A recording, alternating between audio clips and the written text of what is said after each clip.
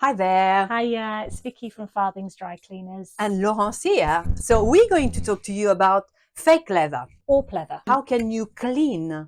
We would go to the care label first thing, which is what we always do. And some care labels say that you can dry, which is not always the best thing. Yeah. Why would this be? So let me show you. Look at this one here. So we did dry clean this jacket, and you can see it's delaminating here. It's delamination. So because it's like a type of vinyl that is put on top of the fabric here. So that could happen. It's not always the case. So we always tell our customer, if you bring something like that, are you sure you want us to dry clean it? Even if the care label says dry clean only, because that could happen. Most garments do have the wash symbol on their care label. Yes. Which is normally the best method of cleaning this type of thing. To be honest, I think it's worse when you've got something like that, where you've got the mix of the two, the fabric and then also the vinyl bits. Because the thing is, this cannot really be washed. It can shrink.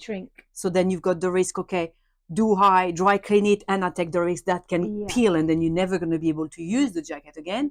Or you wash it and it's going to shrink, but it's against the care label. So yeah, it's not always easy to know which one is the best. But as long as you know what can go wrong, then you can make the decision. Something else I would like to say is sometimes as your dry cleaners, you might not see that you got some vinyl here on one of the garment you take.